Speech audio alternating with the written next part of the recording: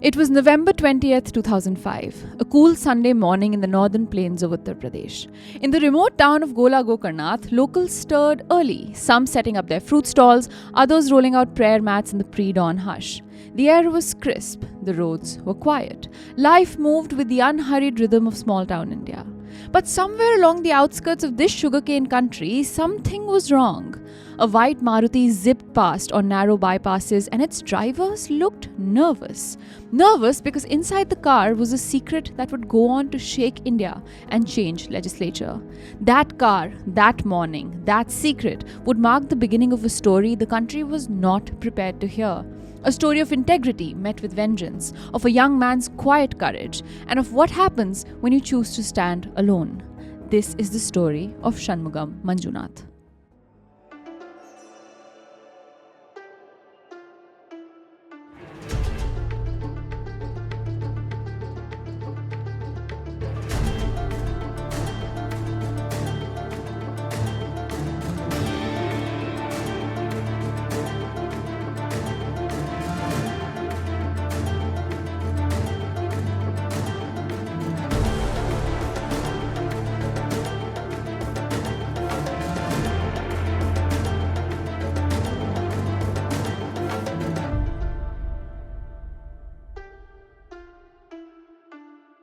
Hi everyone, welcome to the Desi Crime Podcast, a show where we dive deep into some of the craziest cases from around South Asia. I'm your host Aishwarya, and the case that I have for you today is one that proves that in a world where silence is the norm, sometimes it takes a friend to have the courage to speak up. Y'all, it feels a little bit weird to bring you an episode on Friendship Day without my friend in the studio here. I'm sure you can all feel Aryaan's absence. But in honor of Aryaan, in honor of all of our friends who do so much, this Friendship Day, we bring you a story not just of loss and injustice, but of relentless friendship, just like the friends of Shanmugam Manjunath. Today's episode of the Desi Crime Podcast is powered by one such silent friend, Rise, a nicotine gum for those looking to quit that helped me quit. Because sometimes all you need is someone in your corner, someone who won't let you slip back, someone who believes you can change even when you don't believe in yourself. Rise is that friend. Not loud, not overbearing, not judgmental, but always there when you need it. And it comes in so many incredible flavors. Because justice and help doesn't arrive on its own. It's summoned by those who care, those who fight, and most importantly, those who stand by you. Rise believes in that power too. Quitting isn't easy. Ask me, I was a smoker for 4 years. Whether it's quitting fear, quitting silence, or quitting tobacco. But with Rise, you're not doing it alone. So this Friendship Day, we celebrate friends like that. Friends who show up, speak up, and stand by you. Dost ho to aisa ho. And now with the episode for today. The night of November 19th, 2005 had begun to wrap itself around Lakhimpur Kheri, a district of dense sugarcane fields and misty borders brushing up against Nepal. At around 9:30 p.m., a young Indian Oil Corporation officer named Shanmugam Manjunath pulled for a second time that day to Mittal Automobiles, a petrol station tucked along the route between Gola Gokarnath and Dhaurara. He was there to retrieve a piece of testing equipment he had left behind earlier in the day and to collect additional fuel samples. You see, Manjunath had already inspected this very pump that afternoon. His tests had revealed a now familiar truth. The diesel had been adulterated with kerosene. Calmly and with the quiet assurance that came to define him, he informed the pump staff that the matter would be reported to his supervisors. He then stepped away for a little break in his day, leaving his instrument behind for further verification later in the night.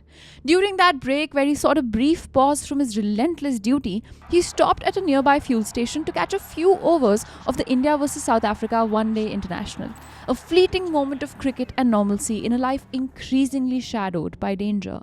What he didn't know was that his second return to Mittal Automobiles after the match ended wouldn't just be another inspection, it would be his last journey. But to understand how a simple day on the job turned into an execution, to understand why a 27-year-old officer's life was cut short in the middle of an ordinary night, we need to go back. Back to when a boy named Machan was born, long before he became Manjunath, the man who dared to take on India's oil mafia. Shanmugam Manjunath came into the world on February 23, 1978, in a town that itself bore the weight of industry and ambition, Kolar Goldfields, or KGF, in Karnataka. He was the eldest of 3 siblings in a family that valued quiet integrity over showy success. His father worked at Bharat Earth Movers Limited, BEML, while his mother, a resilient and steady force at home, raised her children with an unwavering emphasis on honesty, humility, and hard work. To those who knew him, Manjunath was simply Machan. It was more than just a nickname. It was a window into the kind of boy he was, warm, dependable, and wise beyond his years. In the dusty corridors of Kendriya Vidyalaya in BEML Nagar, where he studied, he stood out not for academic medals, but for presence. He led his school's volleyball team, his voice carried beautifully in song, and he had a natural knack for drawing people towards him. His younger brother would later speak of the many times Manjunath shielded him from bullies, always with that delicate balance of elder brother authority and disarming humor. These small acts, unremarkable then, would come to feel like echoes of the fearlessness he would embody as an adult. Kolar Goldfields was no ordinary town. Once hailed as Little England for its colonial-era mining operations, KGF was the site of one of the world's deepest gold mines. By 1980s, when Manjunath was growing up, the gold had mostly run out, but the legacy remained. A multicultural patchwork where Kannada, Tamil and Telugu mingled on the streets, where Anglo-Indian families held on to British customs, and where music festivals broke through the monotony of labour. Life here was tough. The metallic grind of mining equipment and the image of soot-covered workers trudging home in the twilight were part of the everyday landscape. Manjunath saw it all. He saw men give their lives to labour day after day for wages that barely sustained them, but never once saw them compromise their dignity. Perhaps it was here, in these early years, surrounded by stoic, uncomplaining resolve, that Manjunath's moral spine began to take shape. Perhaps it was here that the idea took root, that honesty wasn't negotiable, no matter what the cost. After finishing school, Manjunath's restless intellect and quiet ambition took him to the gates of Sri Jayachamara College of Engineering in Mysore, where he pursued a degree in computer science engineering. But for Manjunath, learning was never about credentials alone. It was about meaning, about doing something with what you knew. So when he set his sights on the Indian Institute of Management, Lucknow, one of the most demanding and elite business schools in the country, it wasn't to chase prestige. It was to challenge himself further. He graduated from IIM in 2003, a member of a cohort known not only for its sharp minds, but for the deep friendships that bloomed under pressure. On campus, Manjunath was a force of gentleness and grit. His voice, already beloved in school, found its way into a student band. His affability earned him the affection of nearly everyone he met. But it was his integrity that set him apart. Even while still repaying his student loan, his father would later say, Manjunath refused to even entertain the idea of corruption. The thought of accepting a bribe, of trading principle for comfort, was alien to him. Late into the night, he'd sit on the campus lawns, guitar in hand, humming Kannada melodies or old Bollywood songs, his laughter echoing alongside the strings. He was equally at home, though, dissecting Marxist theory in spirited classroom debates as he was playfully bowling spin during hostel cricket matches. His curiosity didn't stop at books. He joined a student-led initiative that tutored children from surrounding villages, grounding his education in the realities that lay beyond the campus walls. On weekends, he helped organize blood donation drives, turning his rare free time into something useful and something human. To his professors, Manjunath wasn't just another standout student. He was the one who could handle a rigorous MBA load without losing his kindness, his humor, or his conscience. He was the student who believed success meant more when shared, and ethics weren't just ideas, but daily choices. By every measure, Shanmugam Manjunath embodied what India hoped for in its youth. A rare fusion of intellect and idealism, ambition and ethics, drive and decency. He was a young man who wanted to make a difference, and he believed with unwavering conviction that the public sector was the place to do it. In early 2000s India, joining a state-run enterprise like the Indian Oil Corporation wasn't just a career move. It was a moral one. It was a way to serve the country while ensuring personal dignity and purpose. So when Manjunath accepted a position as a grade A sales officer at IOC, it wasn't just another job. It was a moment of pride. He was now part of the very machinery that powered the nation. His posting was in Lucknow, and his jurisdiction included the sprawling, economically vital district of Lakhimpur Kheri. On paper, his role seemed unthreatening. Inspect petrol pumps, ensure the fuel was clean and unadulterated, and take enforcement action when necessary. But in the field, it was a different story. That job description was a trigger, one that put him directly on a collision course with the oil mafia, an underground empire with a business model built on corruption and fear. To understand the weight of what Manjunath was up against, one must grasp the scale and mechanics of fuel adulteration in India at the time. You see, petrol and diesel were, and still are, heavily taxed commodities. Kerosene, on the other hand, was subsidized and sold at a fraction of the price, intended for the poor through public welfare schemes. But in the shadows of this subsidy lay a lucrative scheme. Mix kerosene with petrol or diesel and sell the concoction at market rates. It was called adulteration, and it turned dishonest fuel dealers into millionaires. When a small dose of kerosene in a tanker could slash costs and inflate profits. And because the product still looked like petrol, it went undetected by unsuspecting customers. But the real danger wasn't just mechanical, it was structural. The money involved was so immense, so intoxicating, that entire networks formed around it. Petrol pump owners, transporters, corrupt officials, even local politicians, they all fed off this racket. Together, they formed what the press came to call the oil mafia. These were not small-time criminals. They were well-organized, politically shielded, and violent when crossed. Just 2 years before Manjunath's murder, the country had already witnessed the brutal assassination of Satyendra Dubey, a highway engineer silenced for daring to expose corruption in the Golden Quadrilateral project. And it was a warning, unheeded. And so into this treacherous landscape walked Manjunath, freshly minted from IIM Lucknow, committed to clean governance and armed with nothing but his authority and belief in the law. As part of his job, he was to conduct surprise raids, collect fuel samples and shut down pumps that failed quality. But sealing a pump wasn't just a bureaucratic act, it was financial asphyxiation. It cut off a crucial income source, not only for the owner, but for an entire nexus of beneficiaries who operated behind the scenes. In Lakhimpur Kheri, the stakes were especially high. The district, framed by the Sharda River and bordering Nepal, was a hotspot for both legal commerce and black market activity. It was a land of verdant sugarcane fields and grinding poverty, where long-haul trucks crowded narrow roads en route to sugar mills and grain markets. Fuel stations weren't just commercial outposts, they were power centers. Whoever controlled the pumps controlled the supply chain. And in this deeply feudal, politically saturated environment, control translated to clout. That's what made the region so dangerous. Petrol pumps in Lakhimpur weren't simply retail businesses, they were choke points of economic control and political influence. Diluted fuel sold here didn't just line the pockets of pump owners, it greased the machinery of local power. Shutting one down meant disrupting the entire ecosystem. When Manjunath arrived, he stepped into this network of collusion with no armor but his principles. He wasn't naive, but he hadn't yet seen how far the roots of corruption ran. In a place where adulteration was routine and silence was the price of survival, he dared to demand accountability. By October 2005, Manjunath had already begun making waves. Waves that rippled across Lakhimpur Kheri and disrupted long-standing power structures. When routine inspections revealed the sale of adulterated petrol, Manjunath did what the rulebook demanded, but what few dared to. He sealed not one, but 2 petrol pumps in the district. One of those was Mittal Automobiles, a station perched on a high-traffic stretch linking Gola Gokarnath to Dharara. Mittal Automobiles wasn't just a business, it was a fortress of influence. Owned by Sulakshan Mittal and managed by his son Pawan Mittal, known to everyone as Monu, the pump sat at a crucial commercial juncture. Pawan was tall, sharply dressed, and walked with the confidence of someone who had never been told no. To him, Mittal Automobiles was more than fuel. It was stature. He fancied himself a local prince, not only because of the profits, but because of the power the business bestowed upon him. His name was known to truckers, politicians, and policemen alike.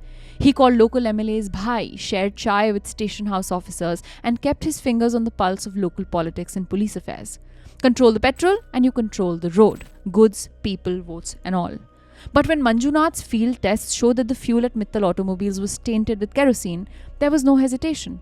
He sealed the pump without fanfare, following IOC protocols to the letter. It stayed shut for 3 full months, a financial chokehold that cost the Mittal 70,000 rupees in fines just to resume operations. The fallout was immediate and palpable. In a district where few dared to cross the Mittals, a young officer, an outsider no less, had brought their thriving enterprise to a screeching halt, and that too publicly. Pawan's pride took a brutal hit. In hushed corners of roadside tea stalls and local government officers, talk began to swirl. People said the young officer had, quote, gone too far, that Monu Bhai won't stay quiet. And yet, Manjunath remained unfazed. For him, this wasn't personal. He was doing what the system had entrusted him to do: protect the public interest. Once the penalty was paid and fuel quality verified, he approved the reopening of the pump too. There was no malice, no vendetta, just accountability. But in regions where law bends before loyalty, sealing a pump once is rarely enough. When profits are high and punishment temporary, deterrence fades. On the evening of November 19th, 2005, barely a month after Mittal Automobiles had been permitted to reopen, Manjunath returned for what should have been a routine follow-up inspection. He might have expected compliance, or at least caution. But when he ran his tests, the results were as stark as they were familiar. The petrol was once again laced with kerosene. The same violation, the same deceit. And this time, Manjunath calmly informed the staff that he would be escalating the matter to IOC headquarters. In that moment, he left behind his measuring instrument for further checks, a decision that, in hindsight, was heartbreakingly trusting.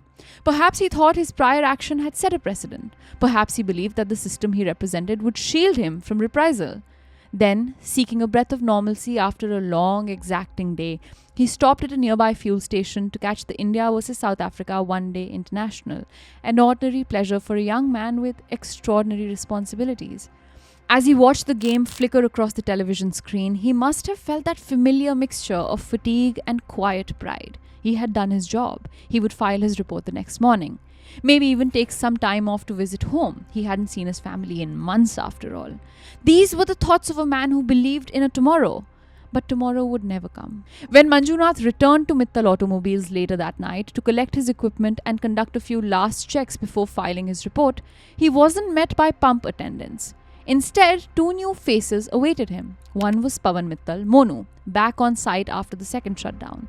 The other was Devesh Agnihotri, a man from a politically connected family, known more for his grit of persuasion and appetite for influence than any particular trade. Devesh ran a vehicle repair shop nearby and often helped Pawan with financial matters at the pump. Both men were present that night. Both were armed. What exactly was said under that cold sky, we may never know, but investigators believe a confrontation quickly unfolded. Words were exchanged, accusations likely heard. In that charged, dimly lit environment where so many transactions had taken place in secret, one final exchange turned fatal. Pawan and Devesh forced Manjunath into the front passenger seat of his white Maruti. As the door remained slightly ajar and the thrum of distant trucks echoed across the highway, they pulled out their weapons. 6 shots rang out, deliberate, close, and fatal. The bullet struck his chest, arms, and head, ending the life of a son, a brother, a friend with a guitar, someone with an irrepressible smile. It was all reduced in an instant to a body slumped in his own vehicle. But the horror didn't stop there. In a calculated effort to erase their crime, Pawan and Devesh mobilized others. 2 petrol pump employees, Rakesh Anand and Vivek Sharma, were ordered to drive Manjunath's body out of town, stuffed into the backseat of the same car where he'd just been murdered. Another employee, Shivkesh Lalla Giri, was instructed to clean the scene, scrubbing away blood and destroying evidence with mechanical precision. A local acquaintance, Rajesh Verma, lent not only his licensed pistol for the killing but also provided shelter for the perpetrators in the days that followed. 2 more men, daily wage labourers named Sanjay Avasthi and Harish Misra, were allegedly roped in to assist with luring Manjunath and concealing the aftermath. The plan was disturbingly simple: disappear the body, dump the car in a desolate stretch, and make the crime look like a robbery gone wrong. The killers believed they'd covered their tracks, that the road ahead would remain quiet. Around 2 a.m. on what was now November 20th, 2005, the white Maruti car that carried Manjunath's lifeless body slowed near a police checkpoint outside the Green Dhaba in Maholi, a small town in Uttar Pradesh's Sitapur district. Inside the vehicle sat Rakesh Anand and Vivek Sharma, the 2 employees of Mittal Automobiles. They were not prepared for what came next. Accounts vary on what led to the stop. Some suggest it was a routine night patrol by the police. Others imply that authorities had received a tip-off about a suspicious vehicle on the highway with nervous passengers. Either way, the moment the constables flagged the car, they sensed something was off. The men inside were visibly rattled, their answers fumbling under basic questioning. The police decided to conduct a search. What they discovered stunned even the most hardened officers. In the back seat, still dressed in the dark blue uniform of the Indian Oil Corporation, lay the bloodied body of Shanmugam Manjunath. 6 bullets had marked the end of his life. It was a moment of horror and clarity. An honest officer had been executed for doing his job. The news spread rapidly. Within hours, it reached local police stations, state authorities, and then national newsrooms. IOC officer murdered, the headline screamed. Whistleblower gunned down. The comparisons were immediate and chilling. Just 2 years earlier, Satyendra Dubey. Now it had happened again. Rakesh Anand and Vivek Sharma, the men in the car, were arrested at the scene. Other key suspects, including Pawan Mittal and Devesh Agnihotri, initially fled into hiding but were soon tracked down and taken into custody. The shock of the killing, its brutality and brazenness, triggered a wave of national outrage. But far away in Kolar, Karnataka, a home that had waited for a son's safe return was instead confronted with an unbearable silence.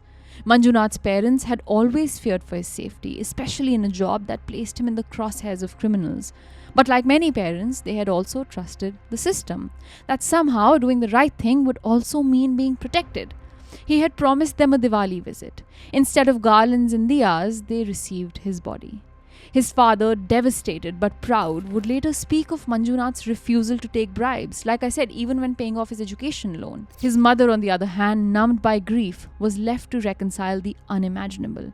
That her son had died not in an accident, not by illness, but by bullets fired for honesty. And yet, from the ashes of their grief, something else emerged. A quiet, determined resolve to seek justice. Across India, students, civil society groups, journalists, and ordinary citizens rallied. They didn't just mourn, they mobilized. Manjunath hadn't sought recognition. He hadn't stood up as a whistleblower for fame or defiance. He had simply lived by a code.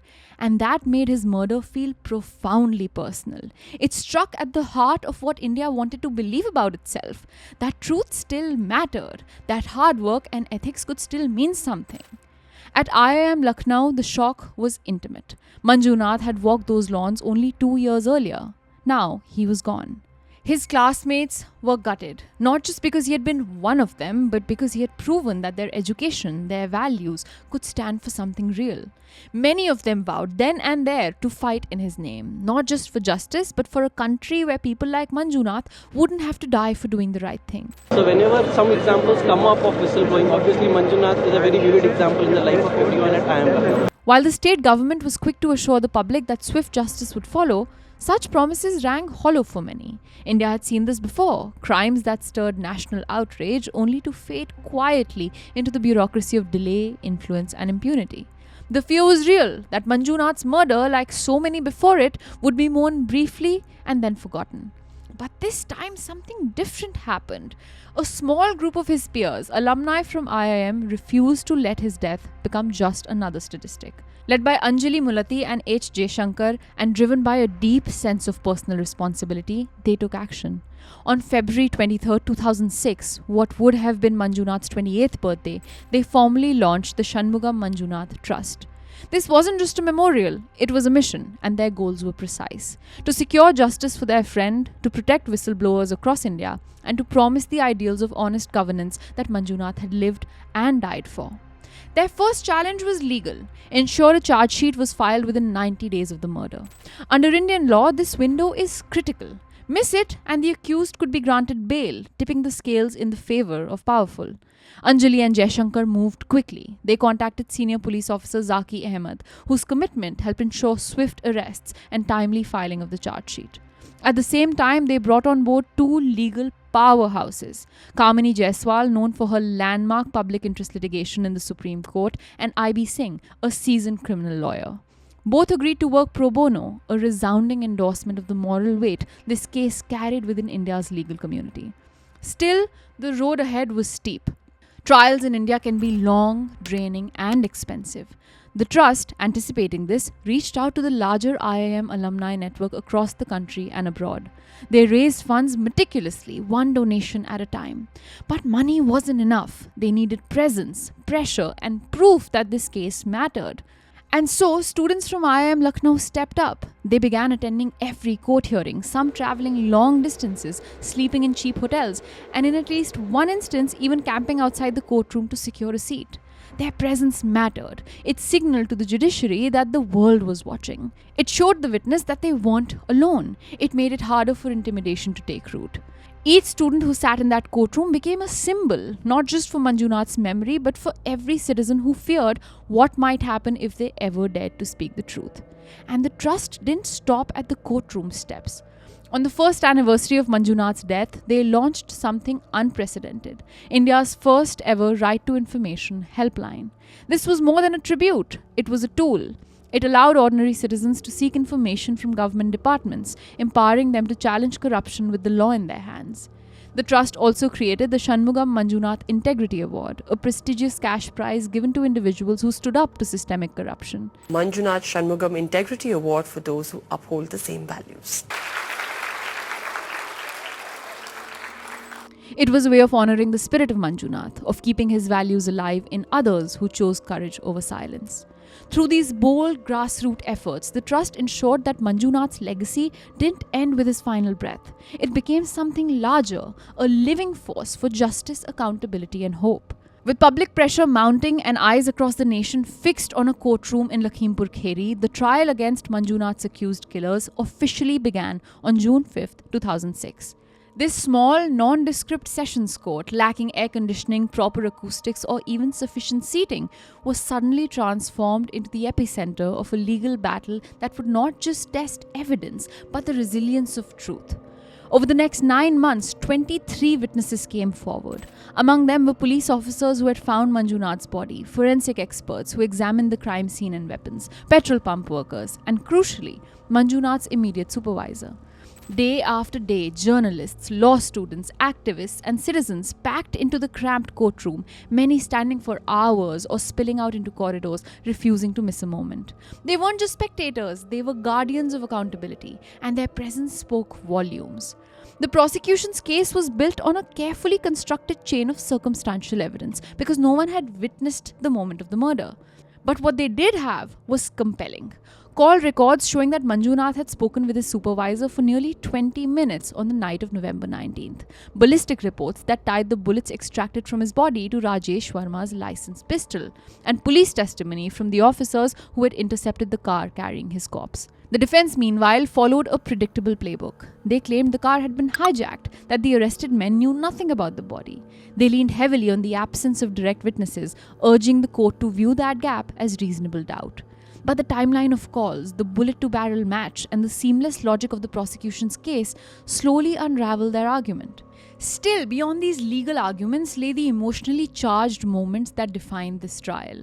One of the most dramatic came when Manjunath's own supervisor took the stand. Despite phone records clearly showing multiple calls exchanged with Manjunath that night, he denied speaking to him, claiming he had been at a family function with his phone turned off. The courtroom audibly gasped. Then, with theatrical precision, the prosecution presented itemized phone logs that shredded his testimony. The judge leaned forward. "So you're saying the phone company is lying?" he asked. The supervisor faltered, beads of sweat on his brow, before mumbling that he could not recall. In that moment, the courtroom witnessed something devastating, how systemic pressure could silence even those closest to the truth. Other witnesses faltered too. Some petrol pump employees who had earlier promised to testify reversed themselves in court, visibly shaken. One young man, no older than 20, burst into tears as he confessed to being threatened with severe violence. Another woman, the wife of a mechanic who had heard talk of the murder, clammed up entirely on the stand, fear written plainly across her face. But in those fragile moments, the gallery made a difference. The unblinking presence of IIM students, some seated on the floor, others standing for hours, acted as silent shields.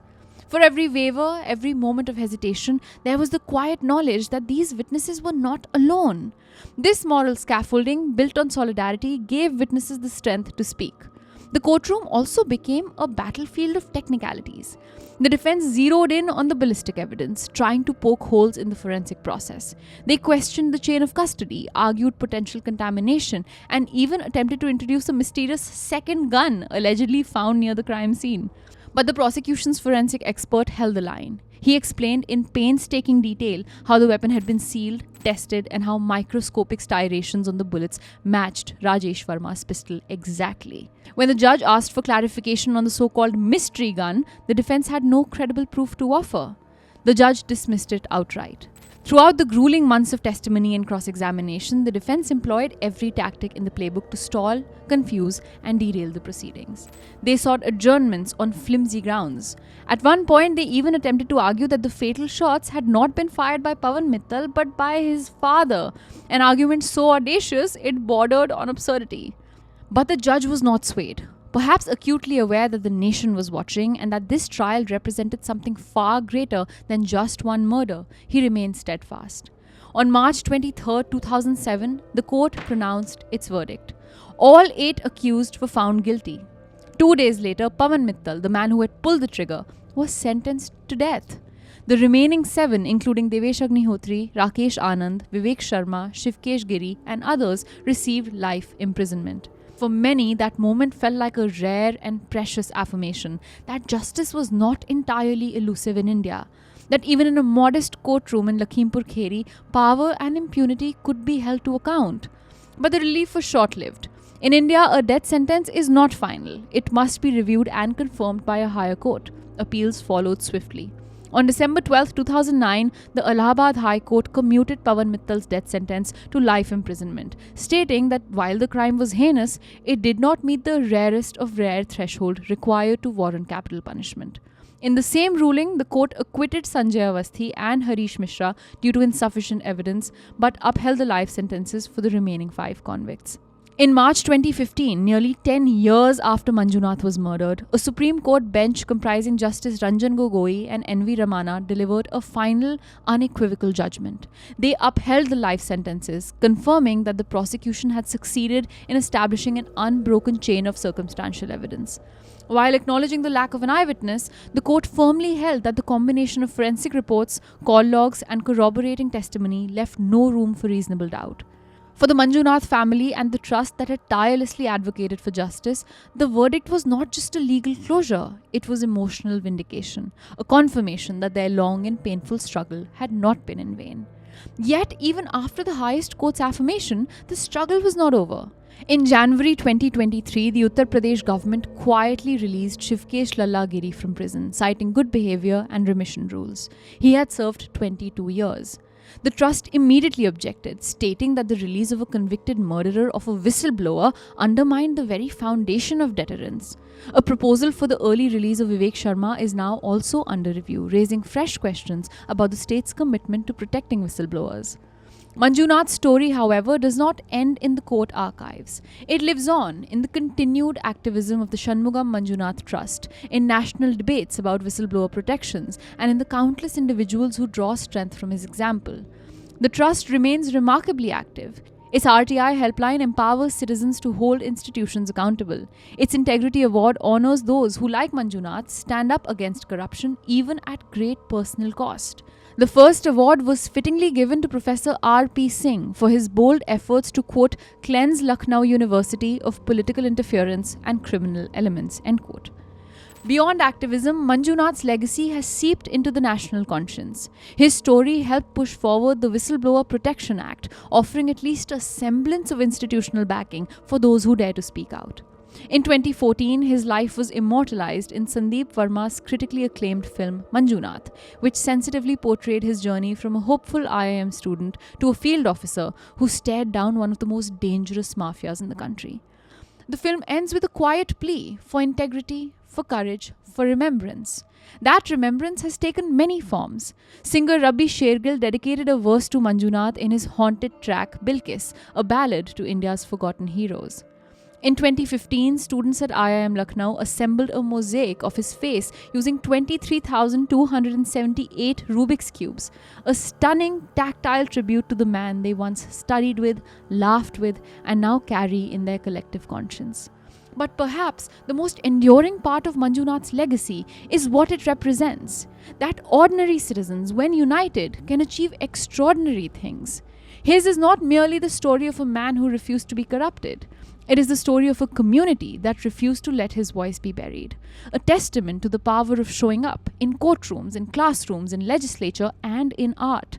And it's a story that continues to ask the nation a simple, searing question. Who will have the courage to stand up next? If you like what we do here at Desi Studios and absolutely love what we're wearing today, this is merch you can go buy all for yourself. You can buy this Desi Crime merch in our YouTube store on the link down below at Kadak Merch. Keep the engines at Desi Studios rolling so we can pay our videographer right behind the camera to make these amazing episodes just for you.